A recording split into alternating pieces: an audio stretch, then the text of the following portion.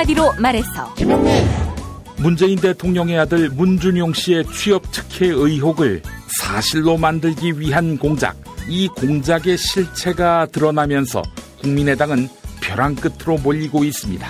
오늘도 이 소식 중요하게 다룹니다. 김용민의 뉴스 간장. 네, 오늘은 박상기 법무부 장관 후보자와 관련된 이야기를 좀 해보겠습니다. 서초동 감식반장 김프로. 오늘은 최근 횡령 혐의로 그룹 총수가 검찰에 출석한 동아제약이라는 회사가 어떤 회사인지에 대해서 알아보는 시간을 갖겠습니다. 이완배 기자의 경제의 속살. 오늘은 나혜석의 구미 여행기를 읽으면서 초기 여성 해방의 고통스러운 과정을 함께 생각해 보겠습니다. 정선태 교수의 오늘을 읽는 책. 김용민 브리핑. 잠시 후 시작합니다.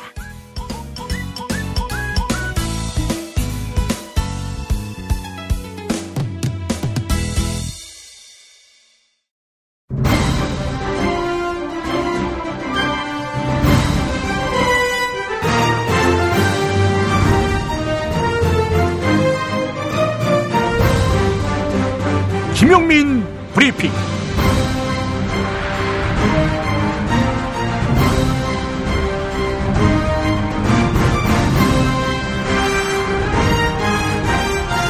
(2017년 6월 29일) 목요일입니다. 안녕하십니까, 김용민입니다. 1950년 6월 28일 67년 전 어제 새벽 2시 28분은 대한민국 정부가 주권자 국민에 대해 역대급 배신을 때린 시간이었습니다. 그 시각, 오늘로 말하자면 한강대교, 당시 명칭으로는 한강인도교가 폭파됐습니다. 대한민국 국군에 의해 말입니다. 남쪽과 북쪽을 잇는 수도 서울의 유일한 다리를 끊는 이유는 북한 인민군에 의해 서울이 함락되고 있었기 때문입니다. 이 과정에서 다리를 지나던 500에서 800명의 인명이 폭사, 익사, 몰사했습니다. 그런데 폭파 3시간 반 전까지 KBS 라디오는 이승만 대통령의 이런 담화를 방송하고 있었습니다. 서울 시민 여러분, 안심하고 서울을 지키시오. 적은 패주하고 있습니다. 정부는 여러분과 함께 서울에 머물 것입니다. 그러나 서울에서 만들었을 법한 이 방송은 대전에서 제작됐습니다. 이미 대통령은 피난한 것입니다. 3개월 후 서울로 돌아온 대통령 이승만은 국민을 지키지 않고 거짓말을 한 과오를 반성하기는커녕 북한 인민군에게 부역한 사람을 찾아 총살하는 공포 정치를 펼칩니다. 국민 배신은 이를 계기로 망각되는가 싶었지만 12여 년 뒤 이승만은 국민에 의해 쫓겨납니다. 정부가 국민을 배반할 수 있다는 트라우마, 사실 그리 먼 과거의 일은 아닙니다. 2014년 4.16 세월호 참사가 그렇습니다. 박근혜가 대통령이던 정부는 침몰하는 뱃속에 갇힌 국민을 구조하지 못했습니다. 그러더니 이를 문제 삼는 국민에게, 심지어 유가족에게 가만히 있으라며 입을 막았습니다. 세월호의 과오를 이렇게 뭉개는가 했지만 2년 뒤 박근혜도 국민에 의해 쫓겨납니다. 한국전쟁을 유발하며 동족상잔의 비극을 초래한 북한 공산주의는 역사의 준엄한 심판을 받아야 합니다. 그러나 국민을 배신하고 도주한 대한민국 정부 또한 진실의 재단 앞에서 무릎 꿇어야 할 것입니다. 불행한 역사는 망각의 기반 위에 재발합니다. 오늘의 헤드라인으로 이어가지요.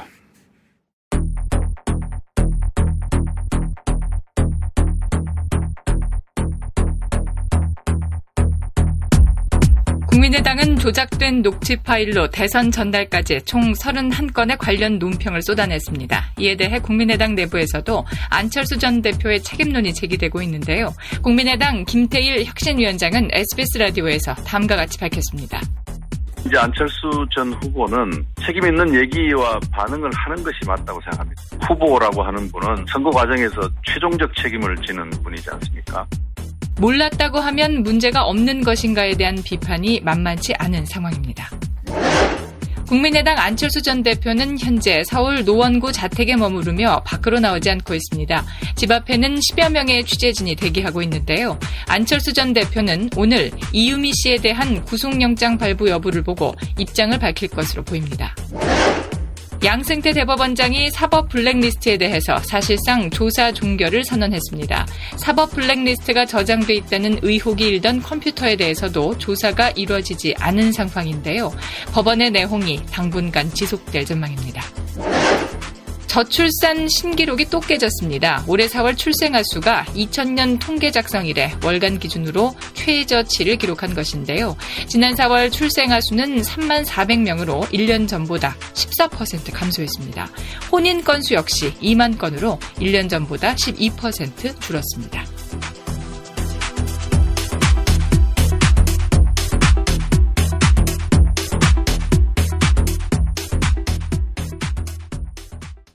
야, 너 홍어 판다 그랬지? 팔지. 근데 홍어가 진짜 그렇게 몸에 좋아? 아니, 끝내준다니까. 우리 엄마 관절염인데? 홍어. 나 숙취는? 홍어. 마누라 다이어트는? 홍어. 큰이모 변비? 홍어. 작은 형 소화불량은? 홍어. 여동생 피부? 홍어. 큰 누나 주름? 홍어. 명절 때 선물은? 홍어라니까. 근데 비싸지? 별나 싸고 열나 맛있는 홍어가 있다니까. 어디?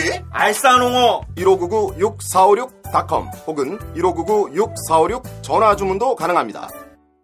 다이어트는 결국 먹는 게 문제다! 걱정 마세요. 다이어트 전문샵 비타샵에서 빼요빼요 다이어트 캡슐이 나왔습니다. 빼요빼요 다이어트가 뭐예요? 동해 홍게에서 추출한 키토올리고당과 가르시니아 열매 추출물로 만든 체지방 감소에 도움을 주는 건강기능 식품입니다. 1522-6648 혹은 비타샵을 검색해주세요.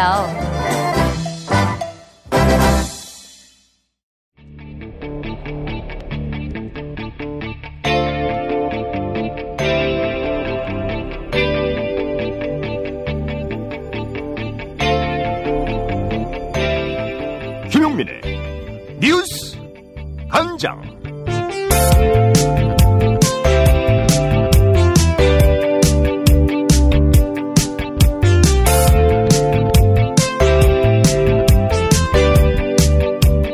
지난 대선 당시 국민의당 공명선거 추진단장을 맡았던 이용주 의원은 녹취 파일 조작이 당원인 이유미 씨가 단독으로 실행한 것이다, 이렇게 밝혔습니다. 또한 이용주 의원은 녹취 파일을 당에 전달한 이준서 전 최고위원도 조작 사실을 몰랐다, 이렇게 주장했는데요. 기자회견 내용 우선 들어보시죠.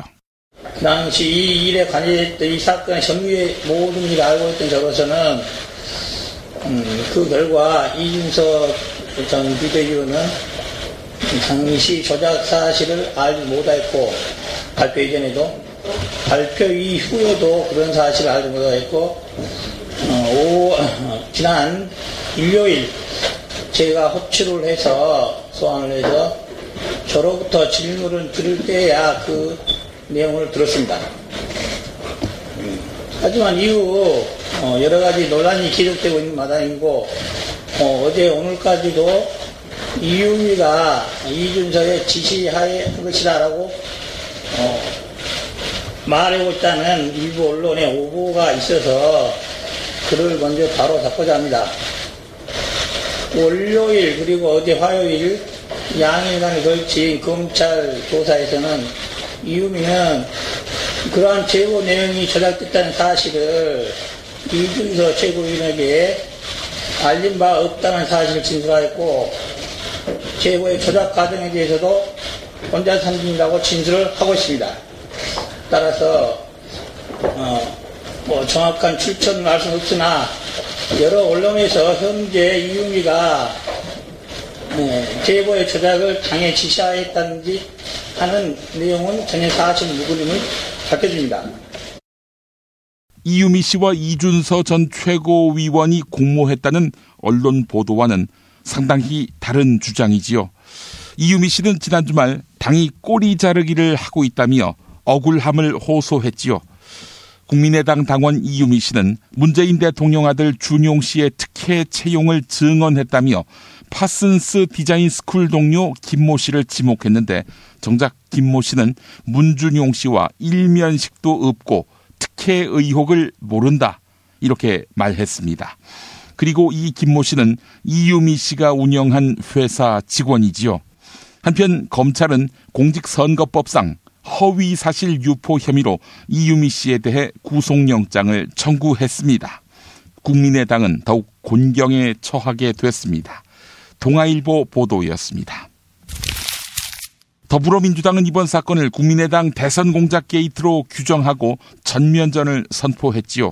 또한 국민들의 비판에도 불구하고 국민의당 내부에서는 아직도 이번 사건에 대한 물타기가 가능하다고 판단하는 모양입니다. 국민의당 문병호 전 최고위원은 이번 위기를 기회로 생각한다. 이렇게 밝혔습니다. TBS 라디오 색다른 시선 김종배입니다의 일부 들어보시죠. 방금 전에 그러니까 한 15분 전에 지금 한국일보가 단독으로 보도한 내용이 있는데요. 이 네네. 입장 발표를 예고한 안철수 전 대표가 정계 은퇴가 아닌 국민의당 살리기로 방향을 잡아서 입장을 표명한 것으로 알려졌다. 이런 그러니까 요지에 이제 그 기사를 내놨는데 이건 어떻게 네네. 받아들이세요? 글쎄요. 근데 이 문제 물론 이제 국민들께서 뭐 보는 시각이나 뭐 여러 입장이 다르겠지만은 네. 저희 판단에 이것이 뭐 선대위에 조직적으로 개입을 했거나 윗선에서 이것을 조작을 공모했거나 하지 않는다면은 사실 뭐 정계 은퇴 이런 책임까지 지는 문제는 아니라고 보고요. 네. 어떤 당이 뭐 이번 문제에 대해서 정말 심각하게 반성하고 뭔가 좀 정말 그 새로운 정치에 걸맞는 그러한 당으로 변화해 가야 된다. 뭐 제2의 창당을 해야 되고 완을 해체 수준의 재창당해야 한다. 그런 얘기가 나오고 있습니다 지금. 그래서 위기를 기회로 생각하고 해볼 생각입니다. 계속해서 경향신문 보도입니다. 안철수 전 대표가 정계 입문 이래 최대 위기에 처했다는 분석이 나오지요.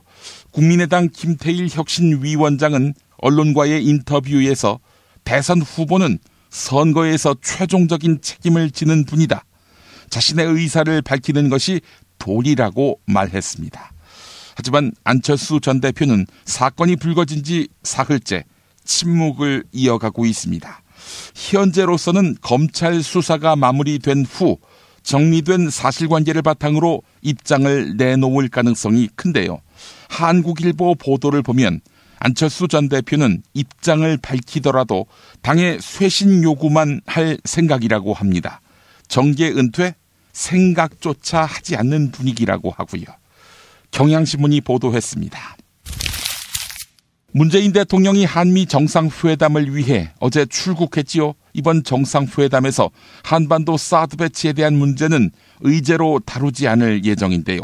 한반도 외교안보 전문가 정세현 전 통일부 장관은 남북관계 개선을 위해 우리 정부가 주도적인 역할을 해야 한다.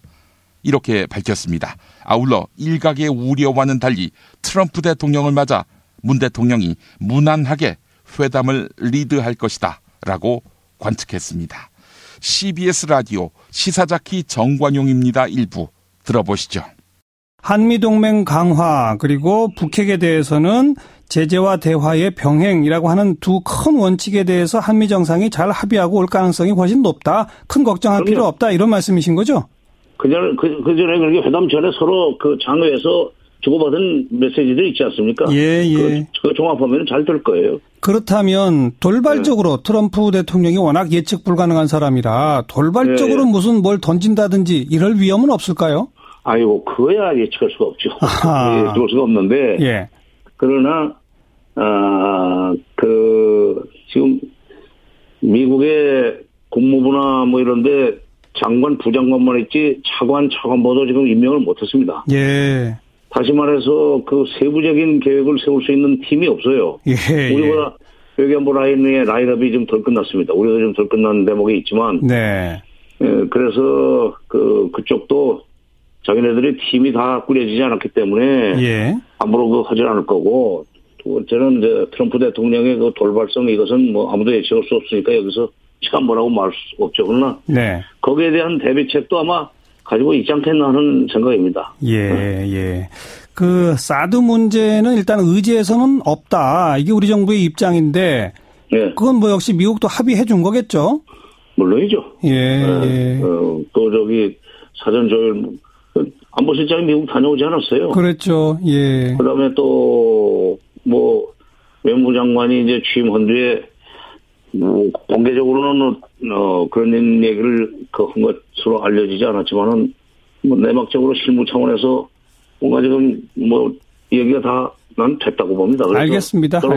시간 많이 걸리고 접점 만들기 어려운 사드 문제는 지금 이번에 꺼내지 말자 하는 식으로 합의를 했기 때문에 걱정 안 해도 되지 않나 생각. 그러면 우리 문재인 대통령한테 마지막으로 한 말씀만 뭐 조언을 하신다면 아니면 무슨 뭐 힌트를 하나 주신다든지 짤막하게. 남북 관계를 한반도 문제의 중심축에 놓고 풀어나가겠다. 또는 핵 문제를 풀기 위해서도 남북 관계를 좀 우선해야 되겠다는 식의 얘기를 후보 시절부터 많이 하셨습니다. 그렇죠. 당선 후에도 그런 뉘앙스로 말씀을 많이 하셨으니까 이번에 트럼프 대통령을 잘 설득해서 저희 한반도 문제 해결을 하는 그 운전석에 우리가 앉는 과거에 김대중 대통령 때 이제 그런 답을 받아냈습니다만은 알겠습니다. 그런 식으로 좀 하고 오셨으면 좋겠어요. 여론조사 기관 한국갤럽의 정당 지지율 조사 결과 자유한국당이 9%, 바른정당은 7%를 기록했습니다. 중도 진영은 물론이고 보수 성향 국민들도 보수 정당에 고개를 돌렸는데요. 보수 성향이라고 밝힌 응답자의 25%만이 자유한국당을, 15%가 바른정당을 지지한다고 답했을 뿐입니다.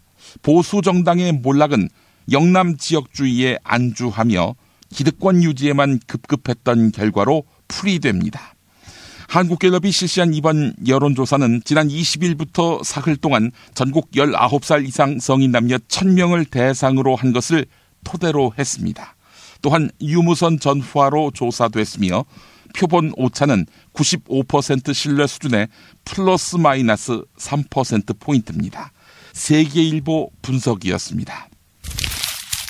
보수정당과 국민의당의 지지율이 한 자릿수로 떨어진 것은 인사청문회에서 보여준 발목 잡기도 한몫했는데요.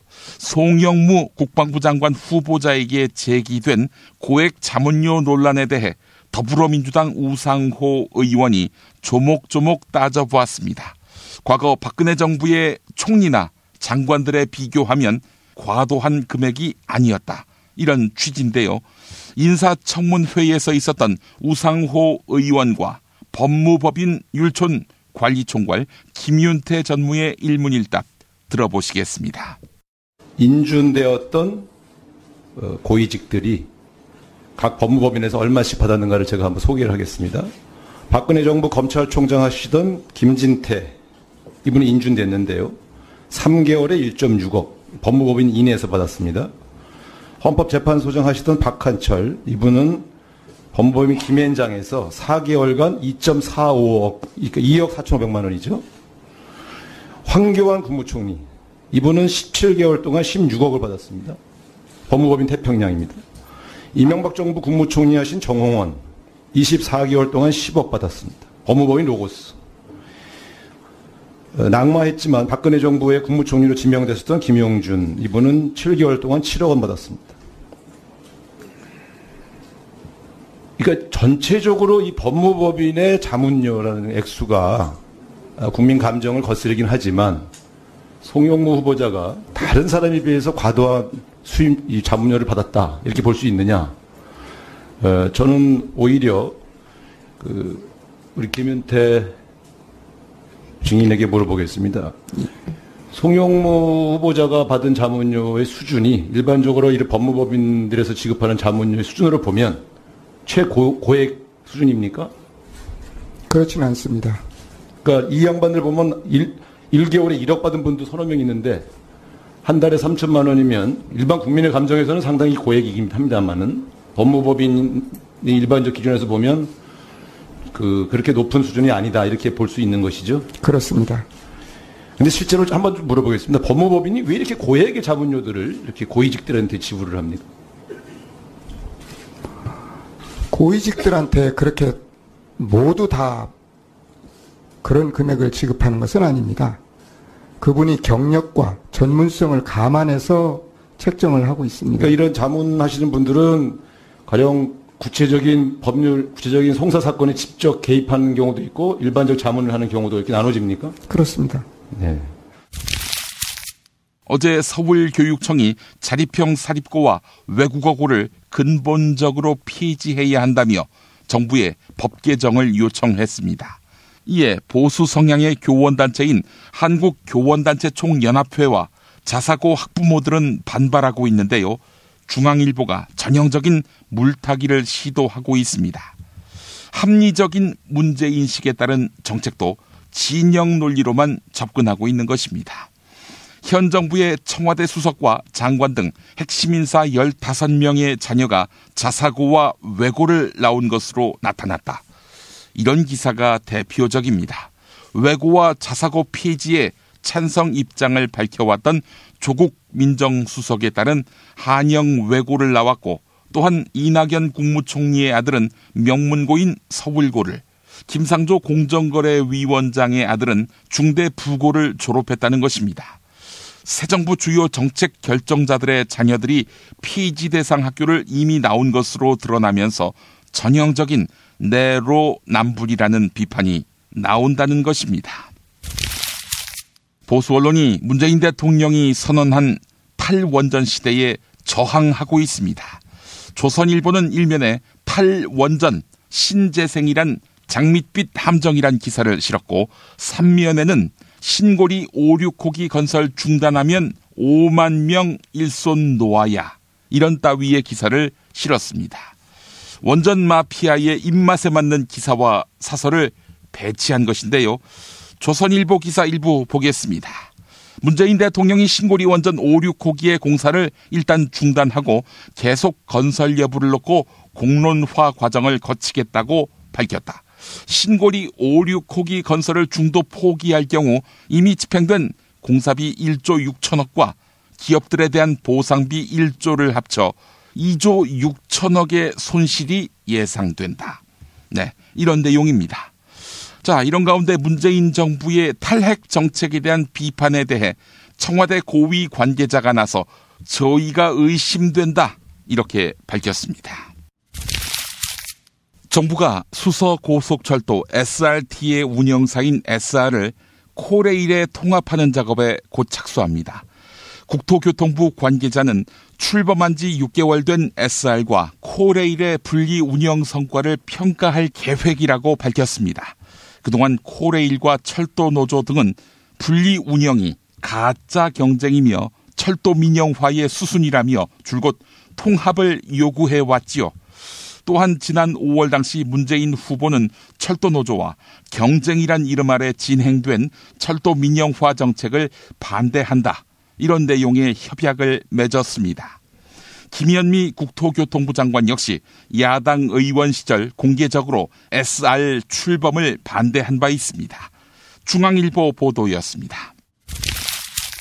고 백남기 농민 사망 당시 살수 차량 지휘자들에 대한 청문 감사 보고서가 공개됐습니다. 경찰이 법원에 제출한 청문 감사 보고서를 제출한 것인데요. 백남기 농민을 쓰러뜨린 경찰 살수차는 수압 제한 장치가 고장나 있었던 것으로 확인됐습니다. 이를 사전에 인지했던 경찰은 수리를 맡겼지만 당시 수리업체에서는 낡아서 고칠 수 없다고 판단했다는 것입니다. 또한 그 살수차를 조종했던 경찰관 가운데 한 명은 살수차 운용 지침을 출동 전날에야 처음 보았다고 진술했습니다. 이 경찰관은 그런데 격리 업무 담당 직원이었습니다. 격리, 격리. 돈세는 격리. 뉴시스와 한겨레 보도였습니다.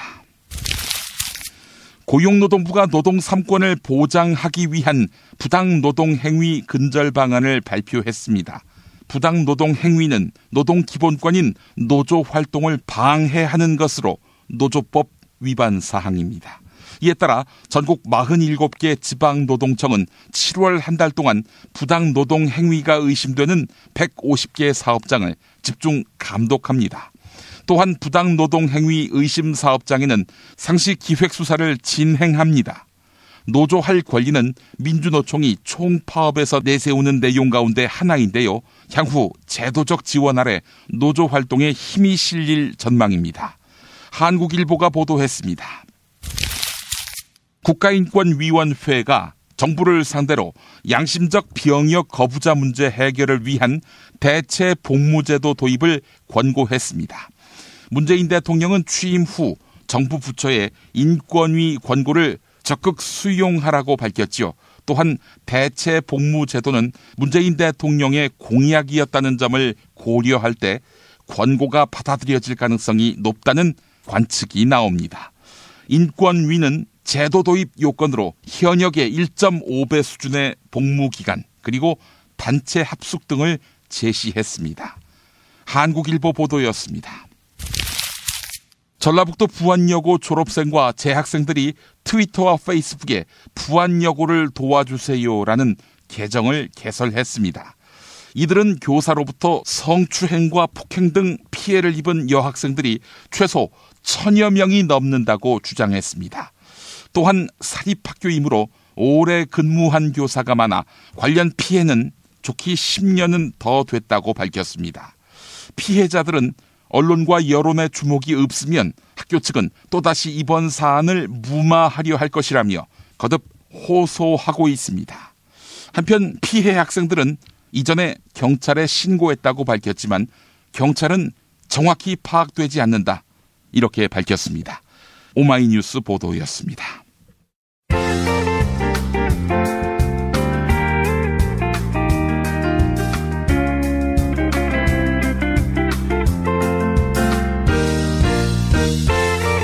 여러분 안녕하십니까? 지금부터 전국 16개 시도교육청과 무관한 2017학년도 뉴스 듣기 능력평가를 시작하겠습니다. 수험생 여러분께서는 팟캐스트의 음량을 알맞게 조절하여 주시기 바랍니다. 모든 문제는 한 번씩만 들려드리니 잘 듣고 지시에 따라 물음에 답하시기 바랍니다. 이제 시작하겠습니다. 박씨, 문재인이가 미국 갔어. 정상회담하러. 이걸 지켜보는 소감이 어떤가? 미국? 정상회담? 아니 그럼 럼프 오빠도 만나는 건가? 하이 씨발. 아니 그럼 놀러 갔겠어? 대통령 취임하고 50일 지났어. 사실 뭐 나는 취임일에 쭉 놀았으니까 뭐 대부분 출근 안 하고 관저에 있었지. 그냥 뭐 순실이가 국정 운영 다 챙겼고. 근데 뭐 문재인이한테도 최순실이 있다면서? 뭐? 아니 문재인이한테 무슨 최순실이 있어?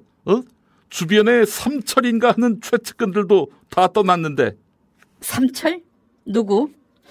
혹시 철이와 미애의 신철, 그리고 무조건을 부른 박상철, 아울러 사랑은 얄미운 나비인가의 현철? 드라마만 본 줄 알았더니 쇼까지 봤구만. 아니 요즘에는 탤런트들이 가수도 하잖아. 창동건도 노래 불렀고 윤계상, 김동완도 그랬고 특히 현빈 씨까지. 한 남자가 그를 사랑합니다. 뭐 이렇게 시작하는 노래 있잖아.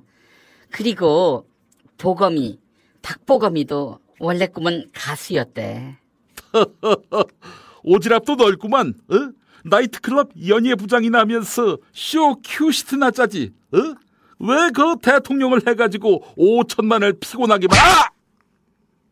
씹새끼야, 너 지금 나이트클럽 연예부장을 비하했어? 씨발. 씨발? 이 씹새끼가, 너 이 새끼 네 아들도 탤런트잖아. 씨발. 야, 근데 어떻게 너한테서 그런 미남 배우가 나오니? 다 나 닮았지 뭐. 하긴 뭐 분장 하나 없이 삼지창 만들면 딱 저승사자인 문희상 오빠도 조카가 쟤라면서? 오, 오늘 퀴즈 문제가 바로 나오는 건가? 그럼 2006년 미스코리아 지인에다가 미스 유니버스 2007년 4위를 차지한 아버지가 국정원 출신이고 어머니가 국악하는 분이잖아. 문희상 형이 오늘의 정답인 이 배우가 자기를 닮아서 그렇게 아름답다고 하던데. 어머머, 그 오빠 무슨 그런 어처구니 없는 망언을. 박씨, 알긴 아는 거지? 어떤 배우인지. 알지. 1번 문근영, 2번 설현, 3번 현빈과 사귀는 강소라 이 나쁜 기집애. 4번 이한이, 5번 신신혜.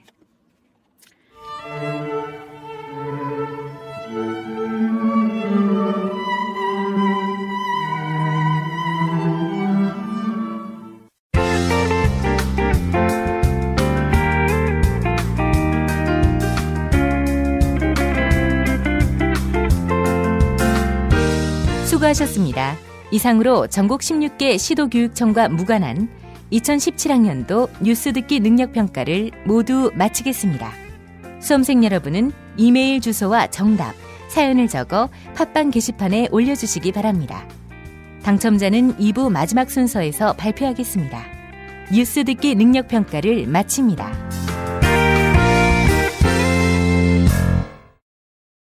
골반 잡자 바로 잡자 바디로직, 허리 통증 바로 잡자 바디로직, 몸매 교정 바로 잡자 바디로직, 자세가 좋아지는 골반 교정 타이즈 바디로직. 검색창에 골반 교정 바디로직.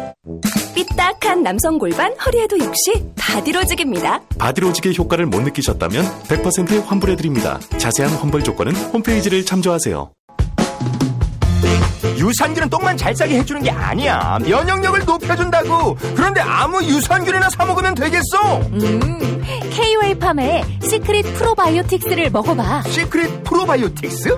하루 한 알만 먹으면 프리미엄 생균 100억마리가 내 몸 안에 들어오는 거야. 후덜덜 100억마리? 빨리 먹어봐야지.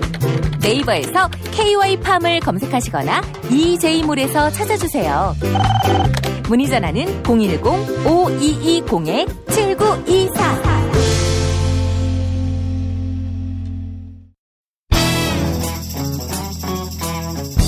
서초동 감식반장 김프로.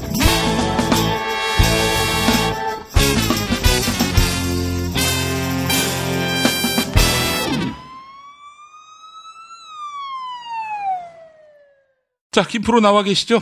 네, 염전노의 김프로입니다. 그런 식으로 말을 하나? 어? 왜 사실이지? 뭐 사실이야? 이 사람 말이야.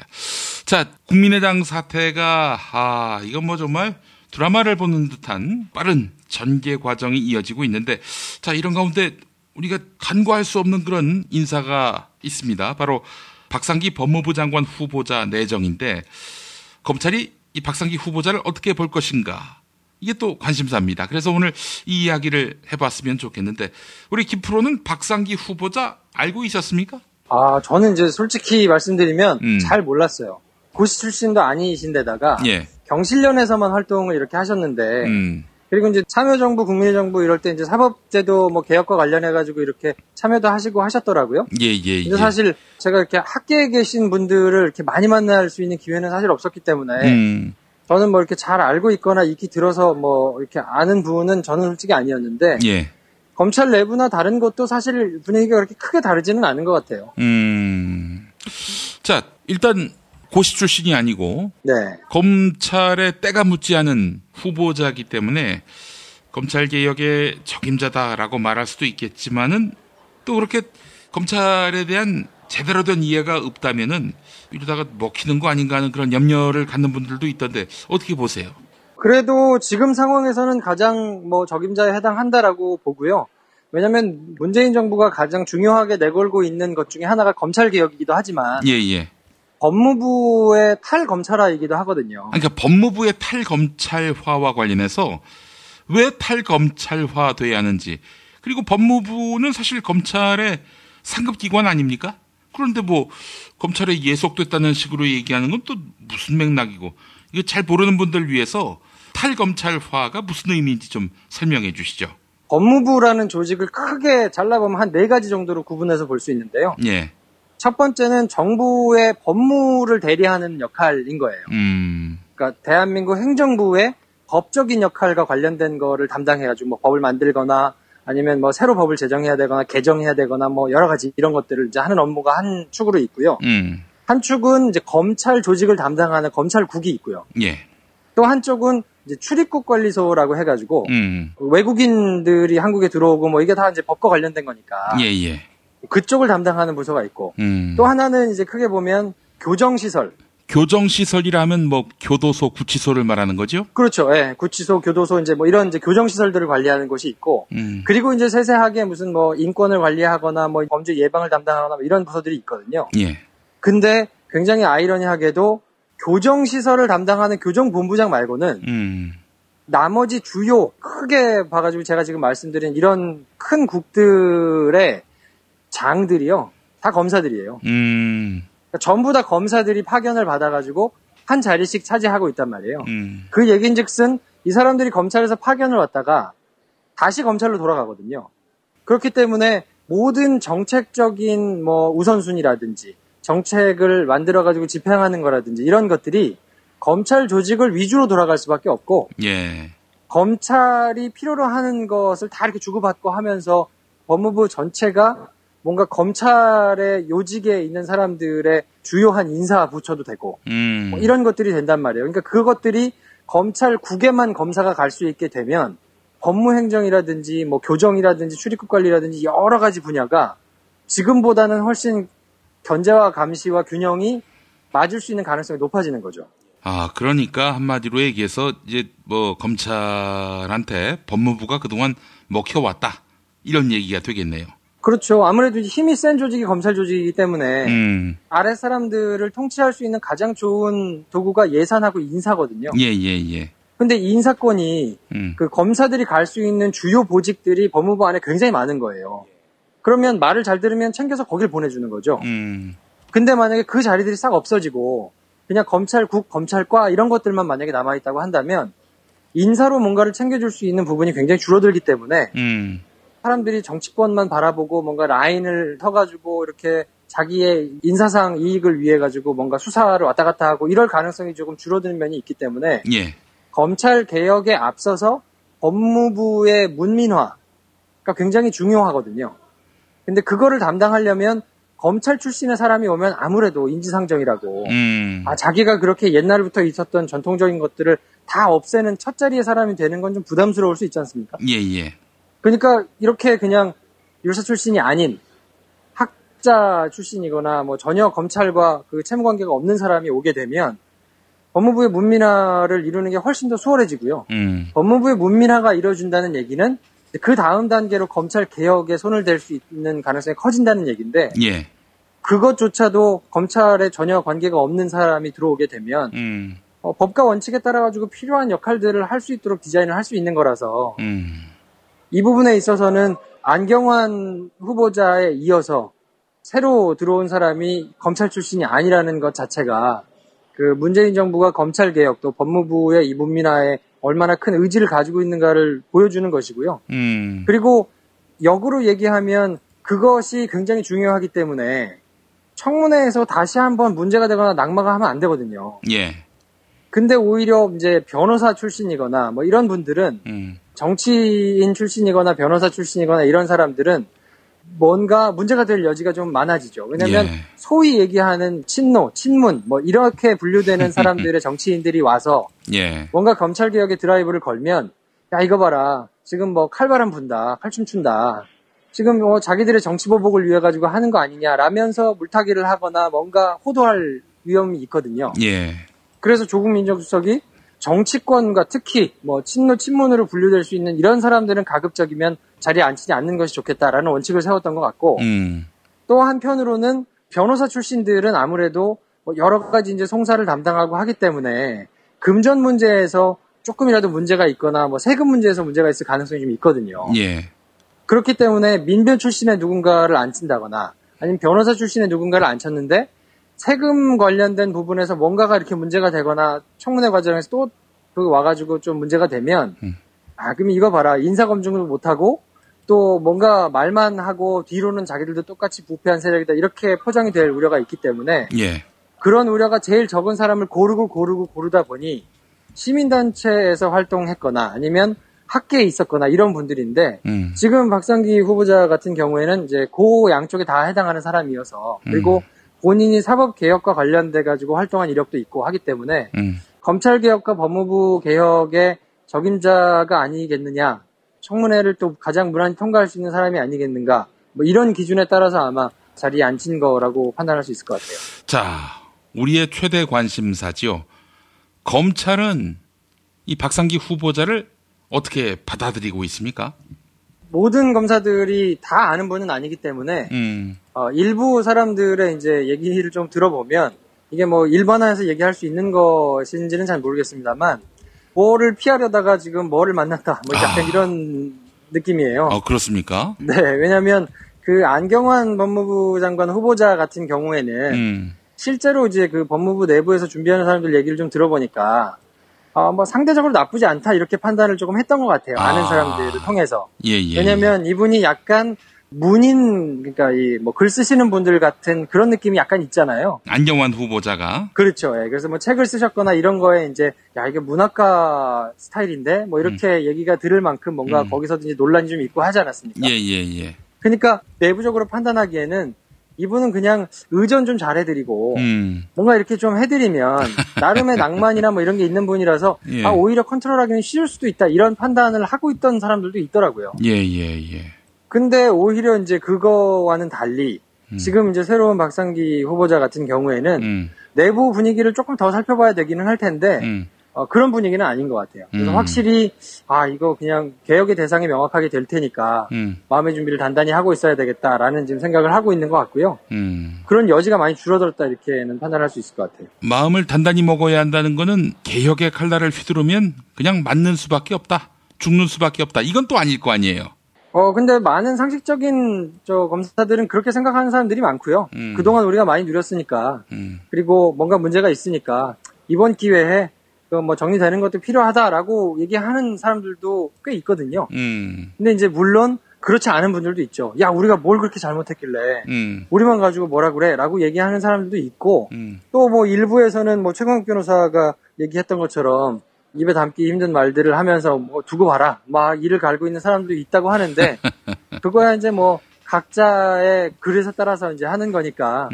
근데 어쨌든 정부의 의지는 분명해 보이고 그 가치가 굉장히 중요한 것이기 때문에 꼭 성공해야 된다는 차원에서 보면 이번 인사는 아무튼 기대가 좀 저는 개인적으로 굉장히 크게 하고 있습니다. 그렇군요. 이제 그렇다면은 인사청문회 과정도 있을 것이고요.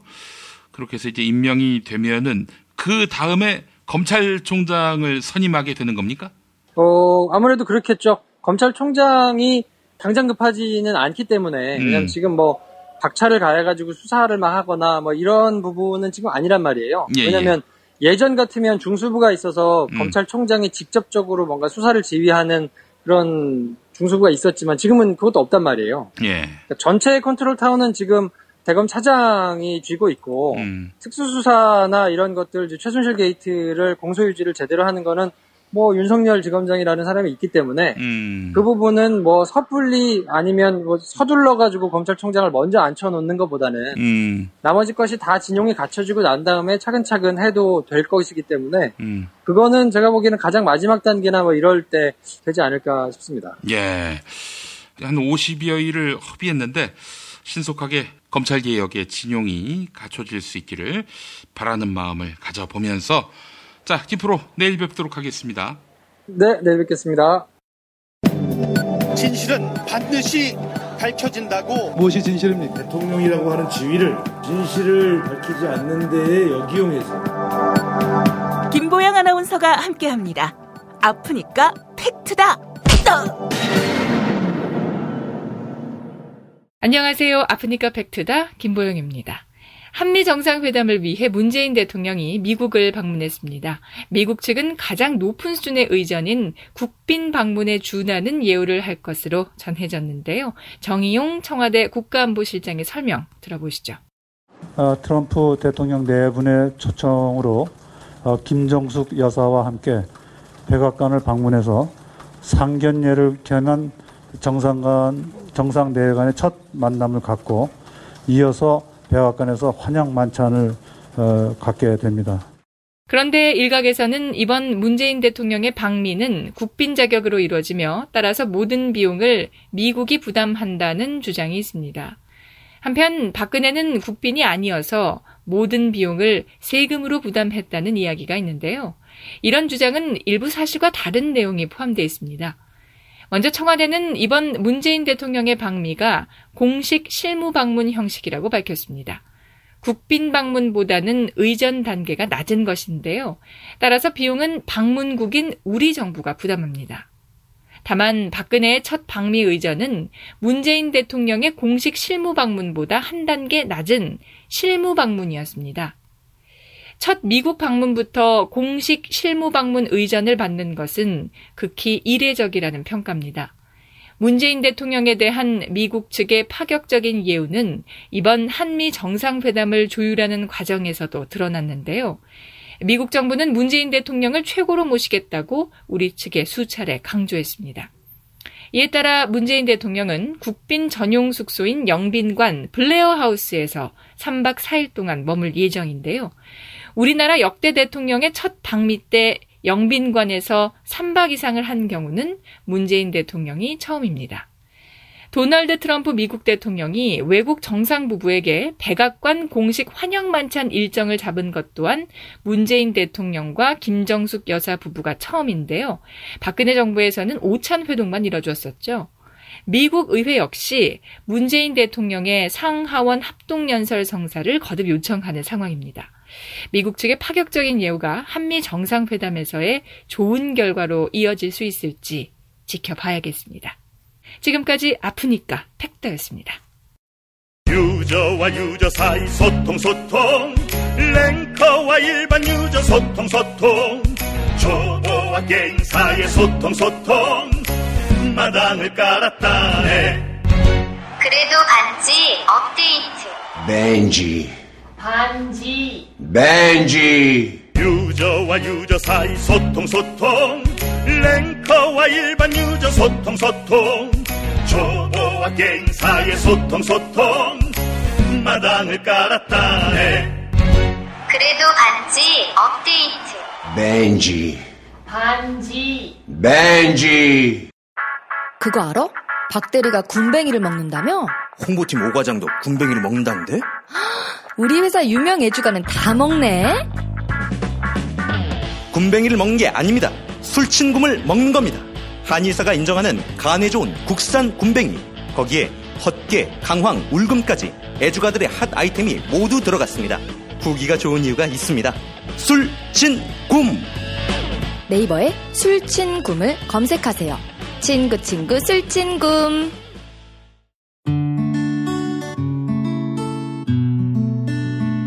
당신과 내가 좋은 나라에서 그 정의로운 나라 그곳에 산다면 난 그냥 좋아서 웃기만 할 거예요. 당신의 뉴스 보좌관 김용민 브리핑.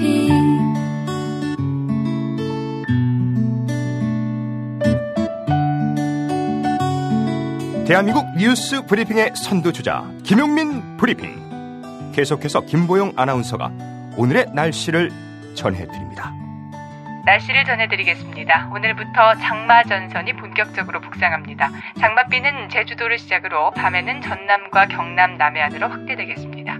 한편 내륙 곳곳에는 소나기가 오는 곳도 있겠는데요. 소나기는 돌풍과 천둥, 번개를 동반하겠습니다. 강수량은 지역마다 차이가 크겠습니다. 또한 장마전선이 올라오면서 덥고 습한 기온을 끌어올리겠습니다. 이에 따라 안동 등 경북 일부 내륙에는 폭염주의보가 내려지겠습니다. 전국적으로 낮 최고 기온은 26도에서 32도가 되겠습니다. 여기는 대한민국 브리핑 1번지 김용민 브리핑입니다.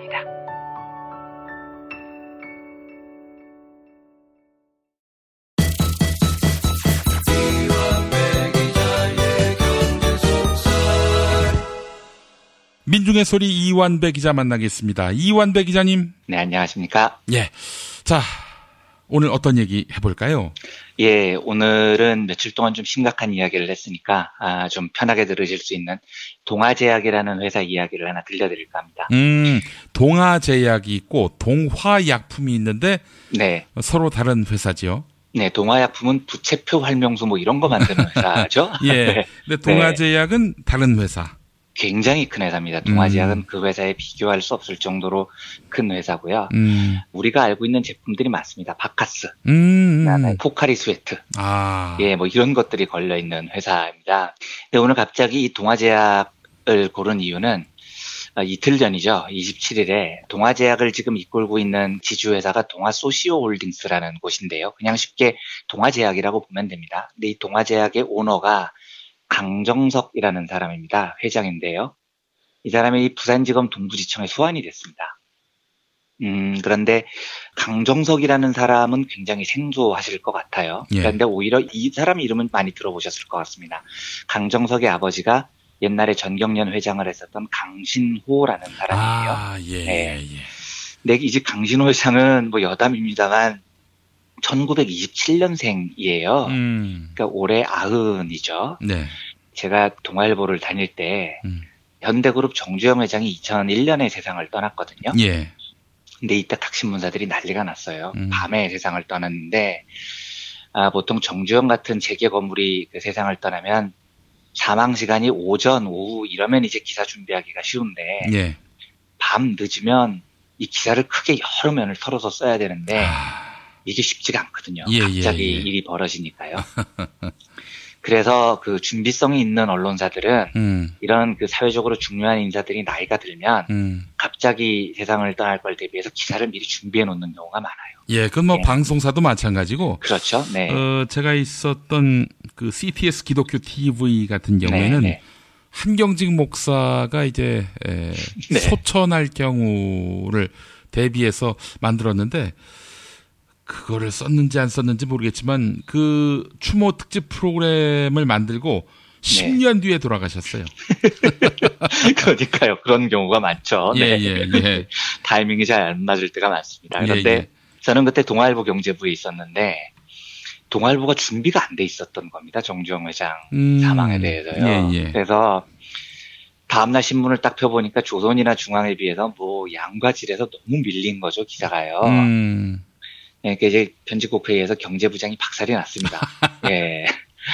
그래서 그날 당장 그 저희 경제부 기자들한테 떨어진 오도가 뭐였냐면, 당장 기업인들 중에 70 넘은 사람들, 언제 죽어도 이상하지 않는 회장들 있으면 다 조사해서 미리 기사 써도 이게 이제 그 떨어진 오도였습니다. 예, 뭐 소 잃고 외양간 묻히게 하는 거죠. 근데 이제 저는 증권사 기자여서 증권사 오너 중에 나이 든 분들 뭐 건강 체크하고 그런 걸 했는데, 예. 경제부 회의 때 보니까 당시에도 재계에서 이 강신호 회장이 제일 고령이었던 겁니다. 예, 2001년에도 나이가 74이었어요. 그래서 그쪽 취재 기자가 그쪽 홍보팀에 전화를 해서 진짜 죄송한데 여쭤보기 좀 그렇지만 요즘 회장님 건강이 좀 어떠시냐고 이렇게 물어본 모양이에요. 그랬더니 홍보실에서 왜 물어보는지 알 거 아니에요. 그래서 큰 소리로 이렇게 대답을 했대요. 우리 회장님 진짜 걱정 없습니다. 우리 회장님은요, 자위대나 꾸준히 복용하시고요, 성생활도 열심히 하고 계십니다. 이렇게 답을 했대요. 그게 그 동아제약에서 자위대나라는 발기부전 치료제를 만들어서 그게 히트를 쳤거든요. 그게 저 비아그라와 같은. 비아그라 짝퉁이죠. 비아그라 짝퉁을 만들어서요. 그런데 홍보실에서 그 강 회장이 그 자위대나 꾸준히 복용하고 계시다고 뭐 그렇게 이야기를 했다는 얘기가 들어서 제가 아직도 그 강신호 회장의 그 일화가 되게 기억에 납니다. 아니 근데 동아제약하고 동아일보는 무관하죠? 아무 관계 없습니다. 신동아라는 건설회사하고도 상관없고요. 동아건설하고도 상관이 없습니다. 네. 그런데 이제 오늘 이 동아제약이라는 회사가 얼마나 개판 5분 전인지를 말씀드릴 텐데요. 자위대나 이야기 드렸지만 참 민망한데 이 출발 또한 강 회장의 성생활에서부터 출발이 됩니다. 네. 그래요? 27일 나온 뉴스를 일단 보겠습니다. 부산지검 동부지청발이고요. 현재 오너인 강정석, 강신호 회장의 넷째 아들입니다. 이 사람을 약사법 위반, 횡령 두 가지 혐의로 소환을 했습니다. 횡령은 뭐냐면 강정석 회장이 회사 돈 700억 원을 빼돌렸다는 거고요. 이 돈 중에 일부를 이제 제약회사들이 많이 하는 짓, 의료계에 우리 약품 써주면 리베이트 얼마 드릴게요. 이렇게 해서 예, 리베이트 비용으로 썼다는 겁니다. 예. 그리고 700억 원을 또 접대비로 썼다는 거죠. 예, 검찰이 지금까지 확인한 리베이트 규모가 한 30억 원, 횡령 금액은 700억 원. 검찰이 이걸 3월에 단서를 잡았다고 해요. 예, 동아제약에 리베이트를 뿌린다는 첩보를 입수를 해서 이제 이거를 쭉 수사를 하다가 횡령에 걸려들었다는 게 검찰의 주장이고, 저는 사실 이걸 김프로께 한번 여쭤보고 싶어요. 제가 생각하기에는 이걸 알고 김프로가 자주 하는 표현대로 캐비닛에 넣어놨었던 게 아닌가 생각이 듭니다. 예, 캐비닛에 넣어놓고 있다가 예. 새 정부가 들어서고 공정위원장의 김상조 선생님이 들어서고 재벌들 갑질을 견제하기 시작하고 뭐 이런 이야기가 나오니까 예. 캐비넷에 넣어뒀던 걸 재빨리 꺼내서 3월에 잡았던 단서를 갑자기 수사를 시작해서 강정석을 부른 게 아닌가. 이건 제 짐작입니다. 예. 제 짐작이에요. 강정석이라는 사람도 특이합니다. 이 사람은 이제 엊그저께 제가 브리핑 때 말씀드렸던 정우영 미스터 피자요. 이 사람뿐만 아니라 이해욱, 정일선, 조연아 뭐 이런 사람들 있죠. 예, 이런 사람들과 마찬가지로 갑질 기물파선 전과가 있는 사람입니다. 강정석도요. 예. 그러니까 우리나라 재벌 3세, 2세 이런 애들 중에 정상인 놈을 찾는 게 더 어려울 정도예요, 사실은요. 예. 이 강정석은 무슨 일이 있었냐면 2015년에 어떤 병원에 들렀어요. 근데 이제 주차를 해놓은 건데 주차 딱지 없이 주차를 해놓은 모양이죠. 예. 그러니까 그 병원 건물 주차 관리인들이 당연히 이 건물에 주차할 자격이 없는 차가 주차를 했으니 주차 경고 딱지를 붙였겠죠. 예. 그런데 알다시피 병원 안에서 붙이는 그런 주차 경고 딱지는 과태료를 내는 게 아니거든요. 그냥 딱지를 떼기가 좀 어려울 뿐이죠. 예. 그리고 주차를 개판으로 했으니까 뭐 주차 관리인께서 붙였을 거 아닙니까? 다른 사람에게 피해를 준 거니까요. 예. 그러면 그런 일을 당하면 화는 나지만 보통 사람이라면 차를 그냥 몰고 나가죠. 예. 그리고 그 스티커를 뗍니다. 동아제약 회장쯤 되면 부하 직원 시켜서 스티커를 떼면 되는 거 아닙니까? 그런데 이 강정석은 어떻게 하냐면 열이 받아서 주차관리 사무실로 쳐들어갑니다. 그런데 하필이면 주차관리 사무실에 아무도 없었다는 거예요. 예. 그러면 기다리든가 갑질을 하려면은요. 예. 그냥 나오던가 정말 욕을 하고 싶으면 충분히 기다려서 뭐 화를 내거나 뭐 이러는 게 정상이잖아요. 예. 근데 강정석은 어떻게 하냐면 아무도 없으니까 사무실에서 주변을 돌아본 다음에 책상에 있는 그 직원들의 노트북을 벽으로 던져버립니다. 노트북을 박살을 내요. 예. 그리고 유유히 사라집니다. 예. 근데 이게 나중에 CCTV 확인 결과 잡힌 거죠. 예. 이게 그 유명한 강정석 노트북 파손 사건입니다.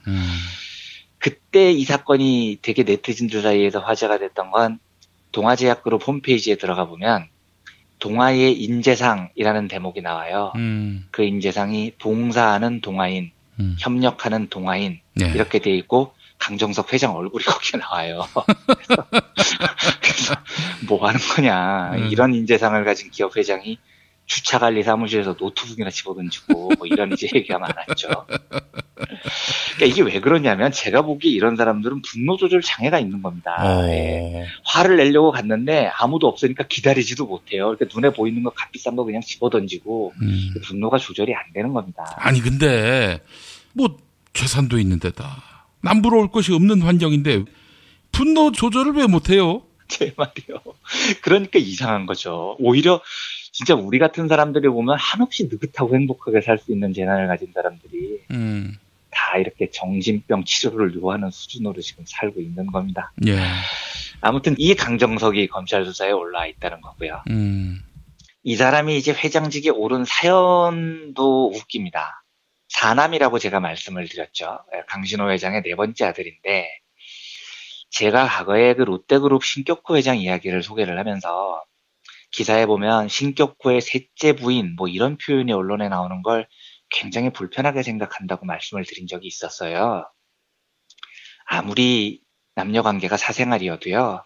우리나라는 법적으로 일부 일처인 국가입니다. 그런데 태연히 재벌들은 일부 다처.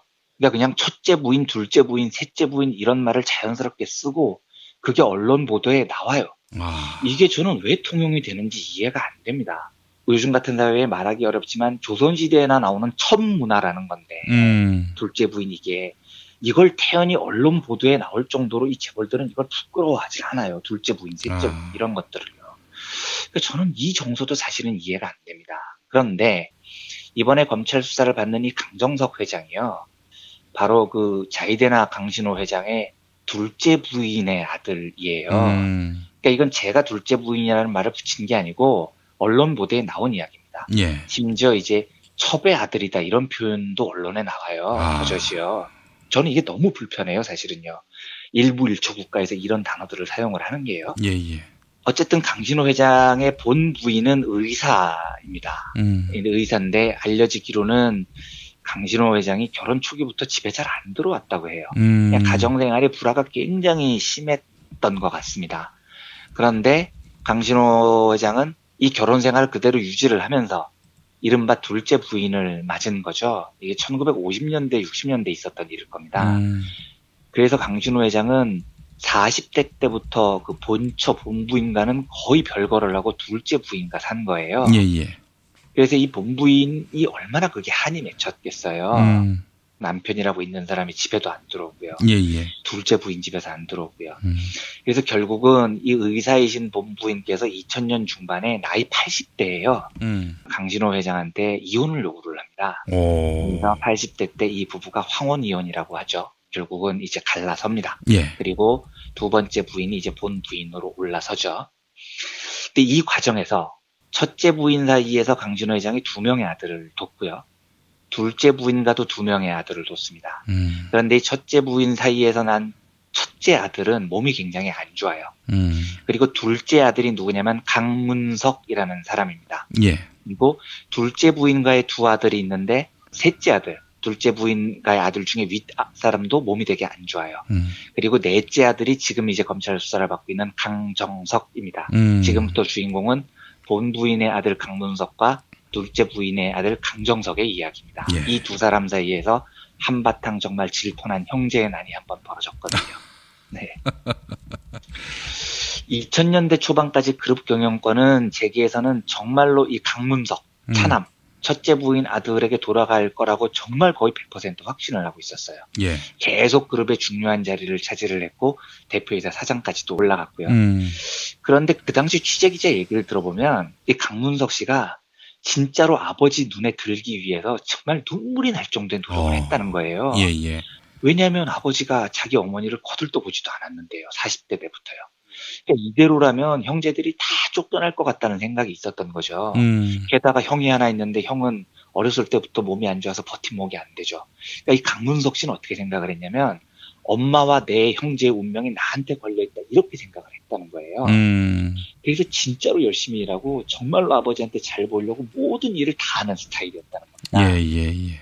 그러다 보니까 이때까지만 해도 기자들 사이에서는 당연히 강문석이다 이런 분위기가 많았던 거죠. 그런데 2003년쯤에 2000년대 초반에 동아제약이 바카스 판매가 갑자기 박살이 난 적이 있습니다. 예, 비타 500이 갑자기 그렇게 등장을 하면서 바카스가 박살이 난 적이 있었거든요. 예. 이때를 딱 계기를 잡아서 갑자기 강신호 회장이 이 강문석 차남을 잘라버립니다. 네가 경영을 잘못해서 이런 거다 이래가지고요. 아이고. 그리고 저기 저 변방에 위스키 수입하는 계열사로 내보내요. 거의 쫓아냈다는 거죠. 그러니까 이게 나중에 밝혀진 사실입니다만 애초에 강신호 회장, 그러니까 아버지 강신호는 이 본처와의 사이에서 난 강문석을 안 좋아했다는 겁니다. 그래서 40대 때부터 강신호는 둘째 부인 사이에서 난 강정석, 지금 회장을 훨씬 더 예뻐했다는 이야기였고요. 그래서 호시탐탐 강문석을 자르고 강정석에게 회사를 물려주고 싶었는데 마침 바카스가 박살이 나니까 그걸 빌미로 형을 바로 해고해버렸다. 이런 게 이제 기자들 사이에서의 해석이었어요. 예. 그러니까 평생을 아버지 눈에 들기 위해서 애를 썼던 강문석이 이걸 어떻게 참겠습니까? 그래서 나와서 모든 돈을 동원해서 주식을 사 모으기 시작합니다. 경영권 분쟁을 선포를 한 거죠. 예. 그리고 이때 그 본 부인이었던 분은 강신호 회장하고 이혼을 합니다. 그래서 이쪽 재산이 완전히 강신호를 무너뜨리기 위해서 주식을 사는 전형적인 부자 간의 경영권 분쟁이 벌어져요. 이때 동아제약 보면 진짜 회사가 개판도 이런 개판이 없었습니다. 예. 그 원로들 중에 유충식이라는 분이 있어요. 예. 유충식 사장은 바카스를 만든 바카스 신화의 주인공이거든요. 그래서 사실은 사람들이 잘 모르지만 유충식이라는 사람은 되게 존경받는 사람이었습니다. 그런데 유충식은 강문석파, 누구는 강정석파, 사람별로 누구파가 나뉘어가지고 회사가 진짜 개판이 됐습니다. 예, 노동자들도 동원이 돼서 노동자들은 강정석파. 그래서 막 회사를 흔드는 외부 세력을 좌시하지 않겠다. 이게 노동자들이 성명을 내요. 그러면서 이 형제들 사이에서 서로 네가 배임했지, 네가 횡령했지 고소장이 남발이 됩니다. 동생은 예를 들면 형이 집권했을 때 집을 수리를 했는데 집 공사비를 회사 돈으로 썼다. 형이 횡령했다. 뭐 이렇게 폭로를 해요. 형은 내가 사장일 때 동생이 집권하니까 내 사무실을 안 주고 쫓아버렸다. 뭐 찬밥 대우했다. 이런 걸 폭로를 해요. 기자 입장에서 보고 있으면 이게 뭐 하는 짓들이야 싶은 생각이 들 정도로 형제 간에 지저분하게 싸웁니다. 아니 뭐 실제로 형님 뭐 혹은 동생 이런 표현을 안 썼겠죠?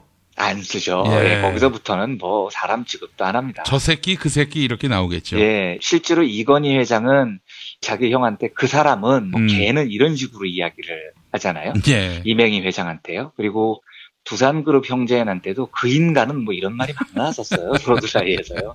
그러니까 뭐 형님 동생 안 했겠죠. 예. 근데 어쨌든 결국은 돈이 부족한 형이 여기서 결국은 물러나요. 강문석 씨는 물러나고 강정석 시대가 열리게 되죠. 제가 오늘 이 지저분한 스토리를 길게 말씀드린 이유는 이렇습니다. 우리가 궁극적으로 재벌이 지배하는 이 시스템에 대해서 조금 더 건전한 방향으로 개혁을 해야 될 텐데요. 청취자분들 들으시고 한번 생각을 해봐 주십시오. 이런 애들을요, 개과천선을 한다.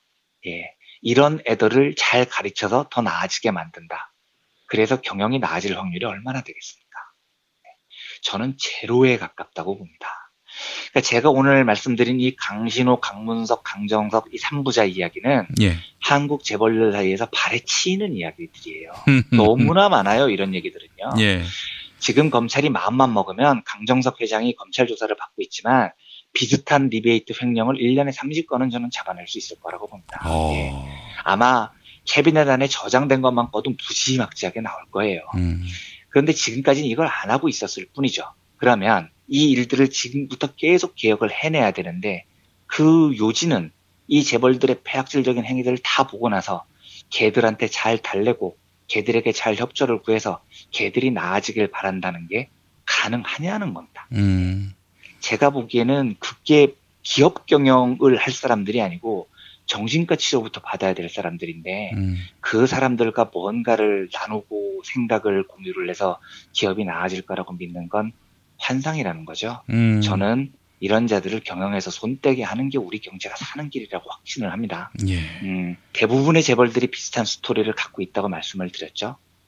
정상이 아닌 인간들이 지금 우리나라 기업을 이끌고 있는 겁니다. 이런 비정상인들을 퇴출시키고요. 건강한 기업 생태계를 꾸릴 생각을 우리가 좀 했으면 좋겠습니다.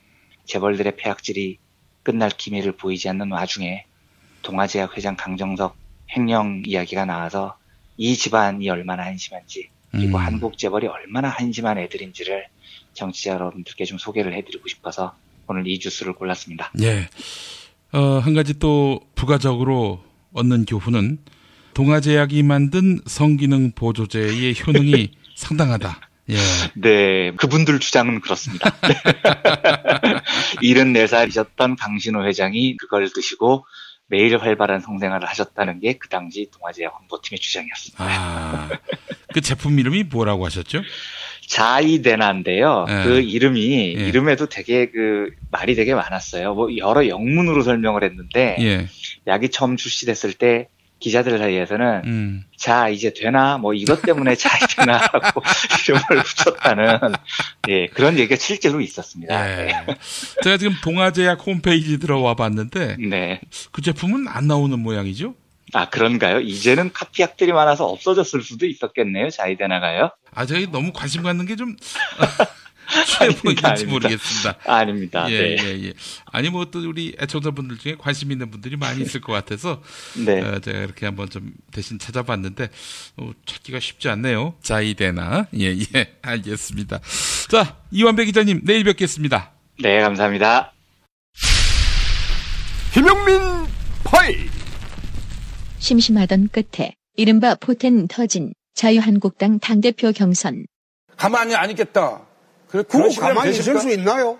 그러면 상대방 가만히 있습니까? 마찬가지죠. 가만히 안 있고 한번 해보세요. 내가 후배한테 저는 와서 그렇게 하시면 그렇게 말씀하시면 안 되는 겁니다. 국민들이 보고 있는데. 그제 MBC 100분 토론.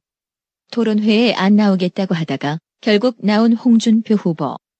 패배한 대선 후보로서 왜 더 자숙하지 않고 당대표 후보로 나왔느냐고 원유철 후보가 묻자. 네, 이 이야기는 안 하려고 했는데 어느 분이면 지난번 경기지사 경선 때도 3사람 나와서 컷오프 됐어요. 그리고 대선 후보 경선대에서도 불과 컷오프 된 지가 2달이 안 됐습니다. 이번에 또 당대표 나오셨어요. 그래서 이미 당내에서는 역량이 안 된다는 게 판명이 됐어요.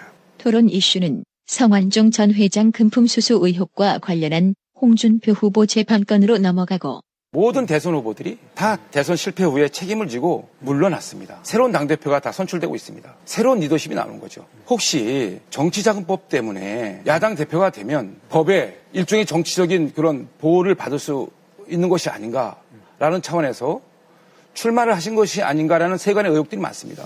혹시 만약에 만약에 혹시 잘못된다면 우리 당은 정말 진짜로 괴멸되는 그런 순간에 직면할 수밖에 없습니다. 그러면 그런 사람을 왜 대선 후보로 내세웠습니까? 끝내 두 사람은 그러니까 나는 더 이상 세탁기 들어갈 일이 없어요. 아마 원의원이 준비를 좀 해야 될 거예요. 보좌관도 지금 산업은행 건으로 구속이 돼 있지 않습니까? 그 보좌관이 친구죠. 어?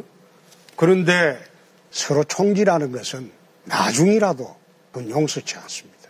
서로 비방하고 허위사실을 공포하고 그것은 같은 당이라도 그건 용서치 않습니다. 표현을 하셔도 그래도 자유한국당의 대통령 후보 지내신 분답게 품격 있게 말씀하셔야지. 가만히 안 있겠다. 그거 가만히 있을 수 있나요? 이와 관련한 원유철 의원 어제 SBS 박진호의 시사전망대에서 이제 홍 전 지사께서는 끝나고 나서 나와서 기자들에게 애들 데리고 TV 토론 못하겠다 이런 말씀하셨던데요? 예. 저는 5선 국회의원이고 당의 원내대표 대표 권한대행까지 한 사람이고 중진 의원들 보고 애들이라고 그러면 중진 의원들 보고 애들이라고 해서 의아해하실 필요는 없을 듯. 2살이나 연상인 대선 경쟁자 문재인 후보에게는 버릇없다고도 했으니 말씀을 왜 버릇없이 해요? 버릇없이 해요. 내 몸에 적폐청산 새싹당 콩차가 또 왔어요. 새싹당 콩차 최초 이벤트 2+1 티백 2개를 사시면 하나 더 드립니다. 뜨거운 여름 차갑게 먹으면 더욱 좋은 맛있는 새싹당 콩차 내 몸에 적폐청산. 인터넷 구매 전창걸몰닷컴 전화문의 070-8635-1288 070-8635-1288. 생활인을 위한 꿀팁. 집 2채에 월 10,000원 화재보험 카페. 화재 배상, 심지어 도난 피해까지.